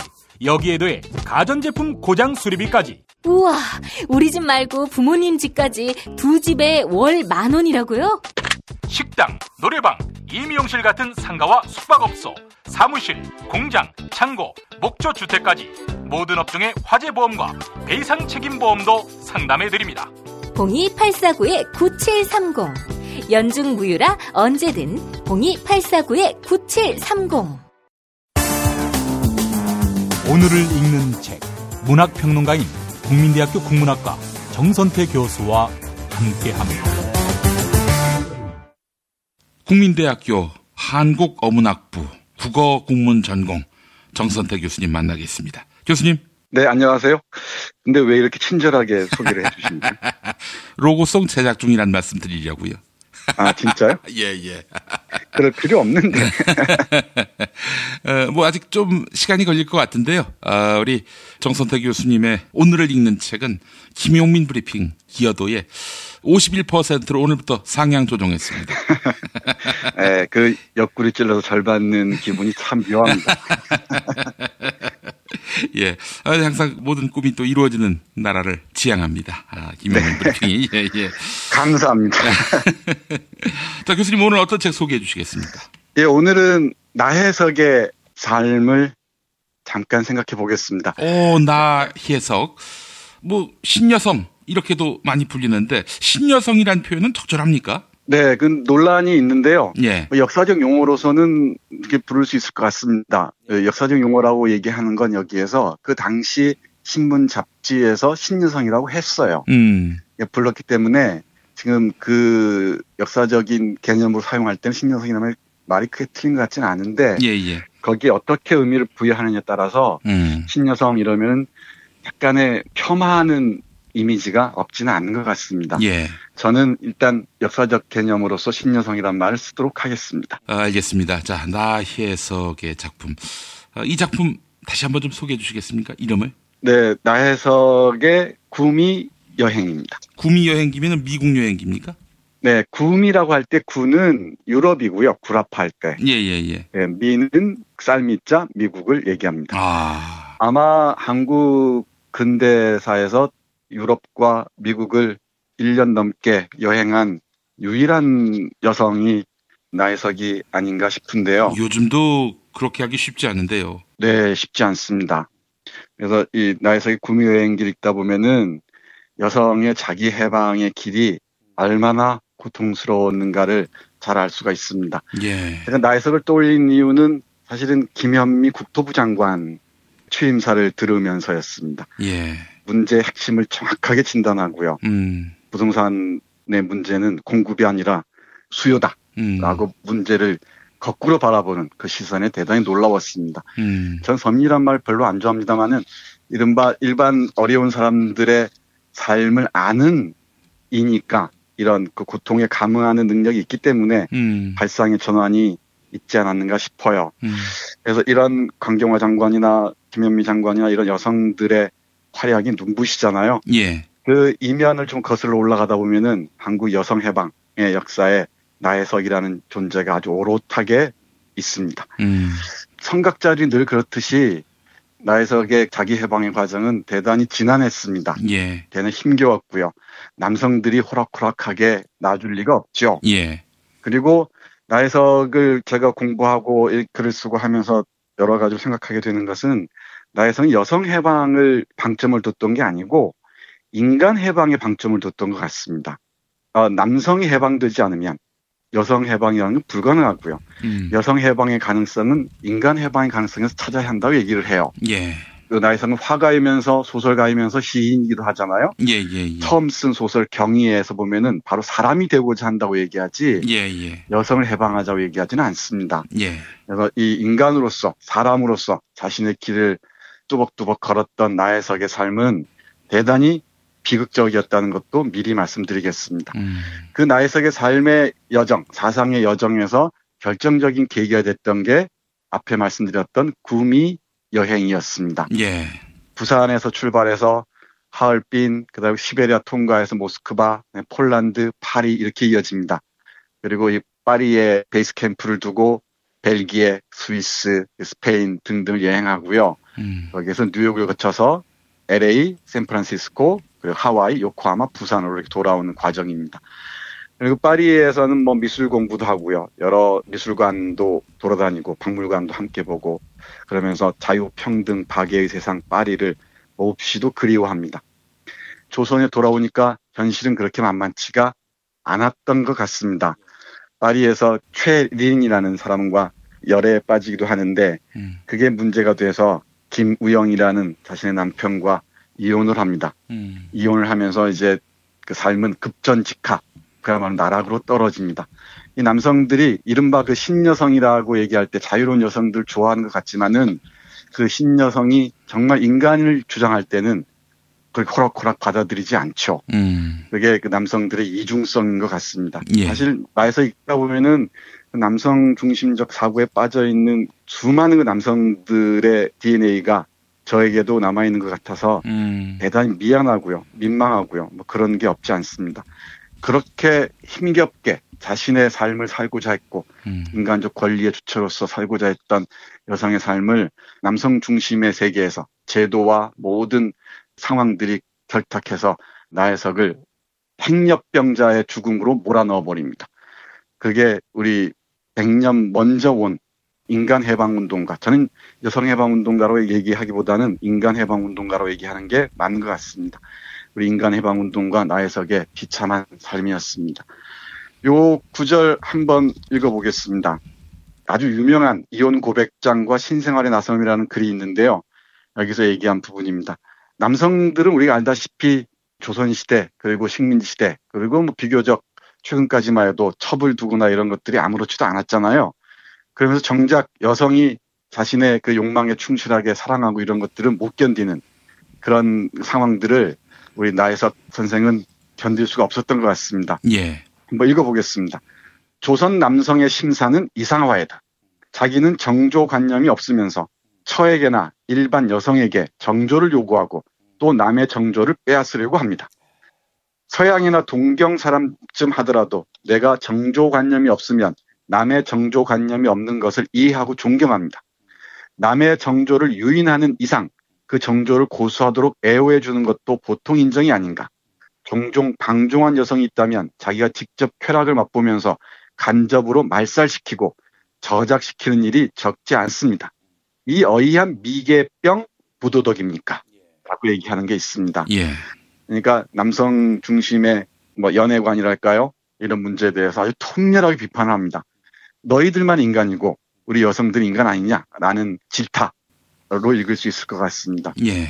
그러면서 이 여성으로서 인간 해방운동에 나섰던 나혜석은 잠깐 언급했듯이 남성들의 카르텔에 의해서 추방당하고 결국은 양로원과 길거리를 방황하다가 1948년 행렬병자로 죽습니다.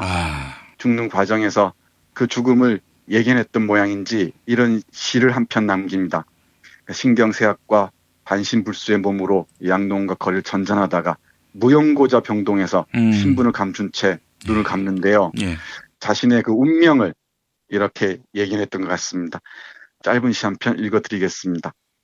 펄펄 날던 저 제비 참혹한 사람의 손에 두 쪽지 두 다리 모두 상하였네. 다시 살아나려고 발버둥 치고 허덕이다 끝끝내 못 이기고 그만 척 늘어졌네. 그러나 모른다. 제비에게는 아직 따뜻한 기운이 있고 숨쉬는 소리가 들린다. 다시 중천에 떠오를 활력과 용기와 인내와 노력이 다시 있을지 능히 알 리가 있으랴. 네, 이렇게 얘기된 제목이 없는 자신의 운명을 예견한 그런 시입니다. 네. 그리고 이 수많은 나혜석의 후예들이 지금 한국 사회를 이렇게 활기차게 하고 있는 것 같고요.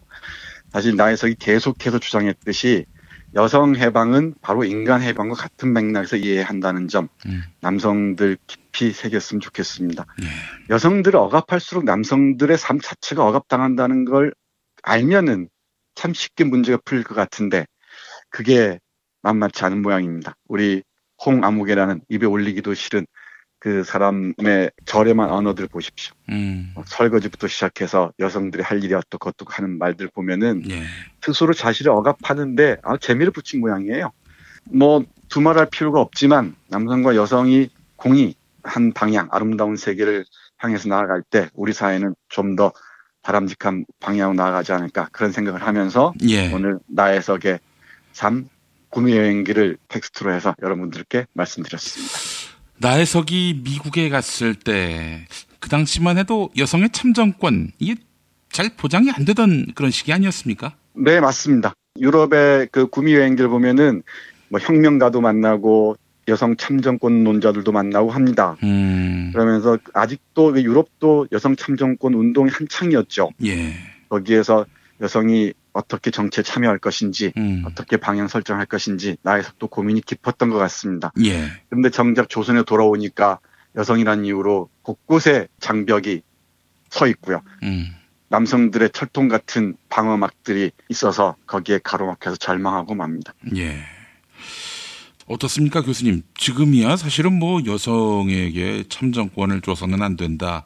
뭐 여자는 뭐 많이 공부해서는 안 된다. 이런 인간들은 없습니다만은 그래도 뭐 여전히 성평등이라고 하는 건 요원한 과제인 것 같기도 하고요.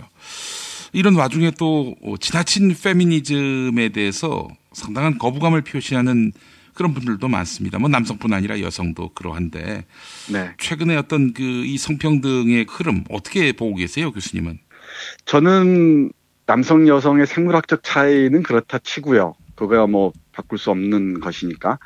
사회 문화적 성리로서 그 젠더 문제는 얼마든지 바뀔 수 있다고 생각하는 쪽입니다. 그러니까 생물학적으로 남성이라 하더라도 젠더적 차원에서는 분명히 여성적일 수 있고요. 또 생물학적으로 여성이라 하더라도 젠더적으로 충분히 남성일 수 있다고 생각합니다. 예. 그러니까 칼 구스타프 융이라는 사람의 얘기를 다른 맥락에서 인용하자면 예. 인간의 마음 속에는 아니마와 아니무스가 공존한다 그러잖아요. 여성적인 것을 아니마라고 하고 남성적인 것을 아니무스라고 하는데 예. 이 남성적인 것과 여성적인 것을 공이 함께 가지고 있는데 어떤 사회적, 역사적, 문화적 맥락에 따라서 생물학적 남성에게는 남성적인 것만을 특화하도록 하고 예. 생물학적인 여성에게는 여성적인 것만 특화하도록 하는 것 자체가 근본적으로 저는 문제가 있다고 생각하는 쪽이에요. 예. 생물학적인 남성이 어떻게 젠더적으로 남성적으로만 살아갈 수가 있겠습니까? 여성의 경우도 마찬가지고요. 사실 우리 안에 깃들어 있는 남성성과 여성성을 맥락에 따라서 함께 이렇게 길어 올리고 그걸 표현하고 그리고 그걸 충실하게 드러낼 수 있는 게 사실은 성평등 문제 이전에 인간으로서 온전한 삶을 살아가는 방식이 아닌가 그런 생각을 합니다. 예. 그 한남충이라는 표현 혹시 들어보셨습니까, 교수님? 네, 얼핏 들어봤어요. 근데 그런 얘기를 학생들하고도 잠깐씩 하곤 하는데 예. 저는 뭐 깊이 있게는 잘 모르겠습니다만은 상호 파괴적인 것 같습니다. 예, 그 이제 여성을 김치녀라고 호칭하는 그런 기류에 대한 일종의 미러링, 되치기 뭐 이런 맥락인 것 같은데 말이죠. 이걸로 인해서 뭐 상당한 논란과 충돌이 계속되고 있는 것 같은데 이 사실은 함께 평화롭게 잘 살자 이런 취지인데 이게 그 어떤 그 갈등의 골을 깊게 만든 그런 요인이 되고 있는 것은 아닌지 하는 생각도 들고요. 네, 맞습니다. 제가 상호 파괴적이라고 얘기했는데 예. 인간에 대해서 초보적인 이해만 갖고 있다 하더라도 여성이나 남성을 서로 이 적대화하고 악마화한다는 것은 자기를 부정하는 것이라고 생각을 해요. 예. 자기 존재의 근거를 부정하는 것이죠. 예. 어떻게 남성, 여성이 상호 결합하지 않는 인간 존재를 상상이나 할 수 있겠습니까? 그렇죠. 예. 네, 저는 그 이면에 있는 정치적인 의도랄까 저희들을 직시할 필요가 있다고 생각하고요. 상호 적대적인 담론들을 이렇게 확대 재생산하는 건 대단히 위험한 일이라고 생각을 합니다. 예. 알겠습니다. 자, 교수님 오늘 좋은 책 소개해 주셔서 감사합니다. 네, 그 성각자 나혜석의 비극을 통해서 새로운 인간 해방의 출발점을 마련했으면 좋겠습니다. 예, 나혜석의 구미여행기 함께 살펴봤습니다. 교수님 내일 뵙겠습니다. 네, 고맙습니다.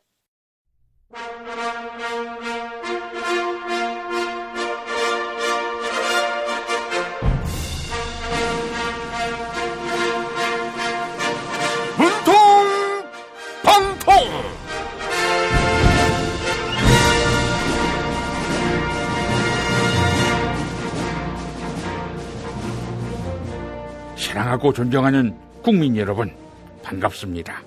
안보 대통령 문재인입니다. 사드 배치에 찬성하는 극우단체 회원들이 성주 소송리 마을회관 앞에서 집회를 열었습니다. 서북청년단을 포함한 수백 명이 몰려가서 성조기를 흔들었다고 하지요. 저 문재인 소통하는 대통령 아니겠습니까? 극우단체 회원도 국민이다. 이런 심정으로 여러분들을 위해 사드 반드시 배치하겠습니다. 대신 성주 주민들이 반대하는 만큼 다른 지역으로 옮겨가겠습니다. 그래서 어버이연합, 엄마부대, 박사모, 그리고 서북청년단, 아울러 일베 여러분들 함께 모여 사시기를 바랍니다. 제가 그곳을 안보특구로 지정해 드리겠습니다. 그 지역 자치단체장으로 김진태 의원 임명하겠습니다. 여러분들이 모여서 알콩달콩 지지고 볶고 새 생각을 하니 벌써부터 비비린내가 나는 것 같습니다. 그리고 사드가 배치되면 전자파 위험은 없다. 그런 논란 자체가 허구다. 환경단체들의 주장은 개뻥이다. 이렇게 말씀하셨죠. 여러분들의 의견을 존중해 X밴드 레이더를 마을회관 옥상에 놔드리겠습니다. 레이더 100m 이내에 있으면 전자파 때문에 심한 화상을 입을 수 있다고 하죠. 101m 지점쯤에 노인회관 만들어드리겠습니다. 겨울에는 난방 걱정 없이 보일러 없이 지낼 수 있겠죠. 또 미군이 바로 옆에 있을 테니 얼마나 든든하시겠습니까? 여러분이 있는 곳을 진정한 한미동맹 1번지로 만들겠습니다. 미군이 한국인을 성폭행해도 다 용서해주는 소파 규정, 전작권을 환수해도 미군이 철수해도 그곳만은 영구히 소파 규정 적용해드리겠습니다. 한미 혈맹의 아이콘, 극우와도 소통하는 대통령이니 앞으로도 극우단체 회원 여러분의 염원을 받들겠습니다. 감사합니다. 이주노동 희망센터 이사 권영국 변호사입니다. 이주노동 희망센터는 동남아시아 저개발 국가의 이주노동자들과 함께하고 있습니다. 시골 오지 마을에 학교를 만들고 마을 주민들이 공동체를 이루어 운영하도록 돕습니다. 포털 검색창이나 페이스북에서 이주노동 희망센터를 검색하시어 후원회원이 되어주세요. 노동 존중 생산과 소비를 통한 사회연대를 추구하는 문자당이 함께합니다.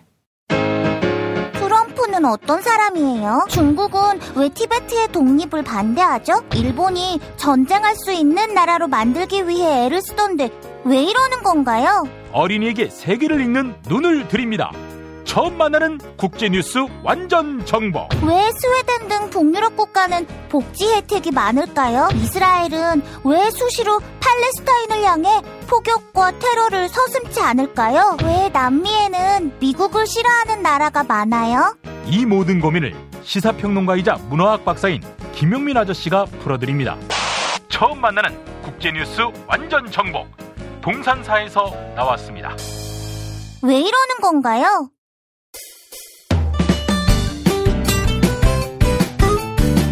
뉴스 포렌메리로 넘어갑니다. 팔로워 77만이 넘는 김용민 트위터 계정에서는 매일 설문조사가 진행되고 있습니다. 설문조사에서 드러난 민심이 곧 김용민 브리핑의 논조입니다. 국민의당 관련 파문이 일파만파로 커지고 있습니다. 국민의당이 대선 당시 문재인 더불어민주당 후보의 아들 준용 씨의 특혜 채용 증거라며 공개했던 녹취 파일. 이 녹취 파일이 조작이라며 끝내 사과했지요. 하지만 사과 하루 만에 입장을 바꿔서 준용 씨의 특혜 채용도 특검 대상이 돼야 한다. 이렇게 밝혀서 빈축을 사고 있습니다. 이에 시민들이 국민의당을 어떤 시선으로 바라보고 있는지 설문조사를 진행했습니다. 총 4,463분이 참여해 주셨는데요. 국민의당을 해산해야 한다. 이런 의견이 가장 많았습니다. 44%였고요. 또한 비슷한 비율인 43%의 시민들은 안철수 전 대표를 포함한 모든 관련자가 정계 은퇴를 해야 한다. 이렇게 밝혔습니다. 국민의당이 해산해야 하고 안철수 전 대표가 사퇴해야 한다. 두 가지 모두를 선택지로 해달라는 의견도 있었습니다. 녹취 파일 조작 당사자인 이유미 씨와 파일을 당에 전달한 이준서 전 최고위원은 안철수 전 대표의 측근으로 알려져 있지요. 검찰의 수사가 마무리되고 결과를 지켜보겠다는 입장은 7%, 사건에 직접 관련된 사람만 정계 은퇴해야 한다. 이런 의견은 6%에 그쳤습니다. 설문조사에 참여해주신 여러분 감사합니다.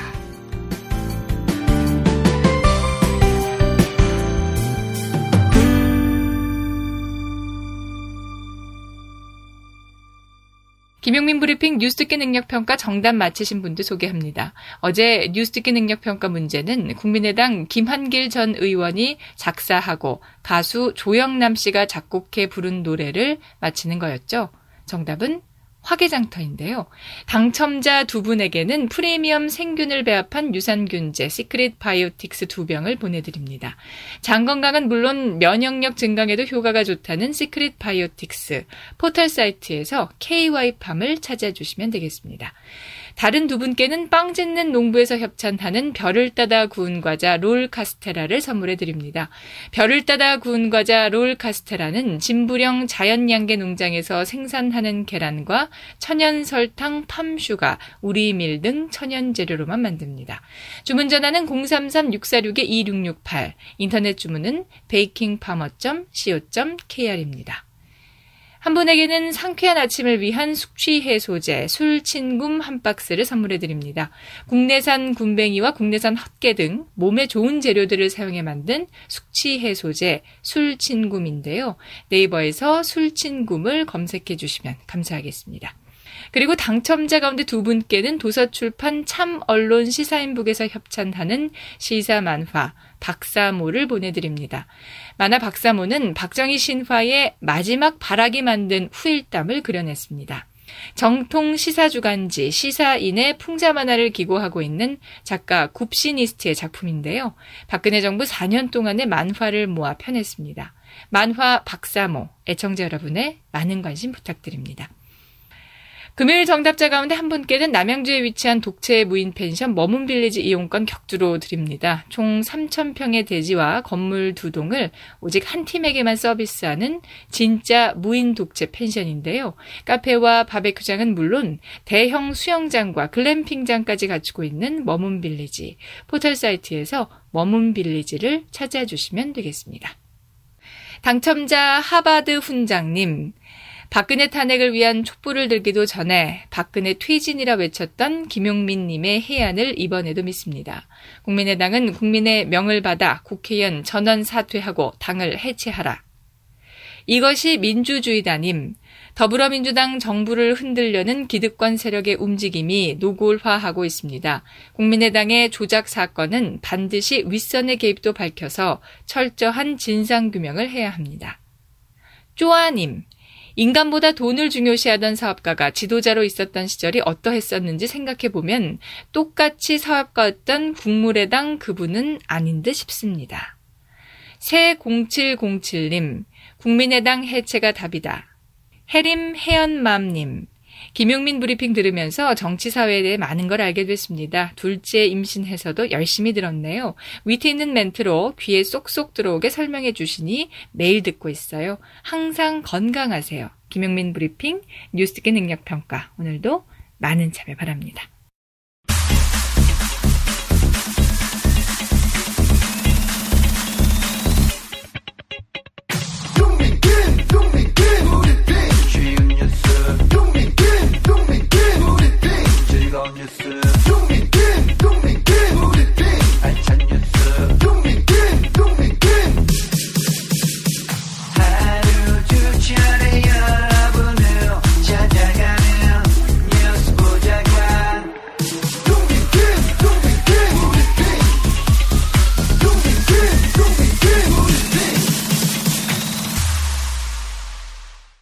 팟캐스트 포털 팟빵 김용민 브리핑 게시판에 올라온 글 소개합니다.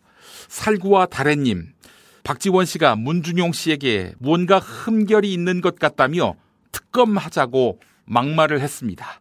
자유한국당은 평화를 위협하는 북한을 이용하고 국민의당은 국정을 파탄내는 자유한국당 믿고 살아가는 것 같습니다. 네, 이렇게 의견 남겨주셨습니다. 송고님, 미스터피자 가맹점주님들 고생하셨습니다. 정권이 바뀌니 좋은 세상이 오려나 봅니다. 갑질하는 양반들아, 갑질해도 100년 못 산다. 제발 인간답게 더불어 살자. 가난해도 좀 부탄 같은 나라처럼 행복하게 살다가 가자. 네. KKEI71님, 그제 국민의당의 자수 소식을 듣고 지난 대선 기간의 기억이 떠올라 화가 가라앉지 않습니다. 그리고 이 조작을 2명이서 했다는 국민의당의 해명과 어제 아침 박지원이 문준용 특검을 하자는 헛소리에 분노하는 건 저뿐일까요? 일회성이 아니라 이 사건이 어떻게 끝나는지 지켜볼 것이고 김용민 브리핑도 계속 관심 가져주시기 바랍니다. 네, 당연한 말씀입니다. 자, 헝크1971님, 취업특혜 조작 사건 참으로 씁쓸합니다. 국민의당의 국민은 어떤 국민을 의미하는 것인지 궁금할 따름입니다. 네, 이런 의견 보내주신 분들 진심으로 감사드립니다. 6월 28일 목요일 김용민 브리핑 모두 마치겠습니다. 애청해주신 여러분 감사합니다.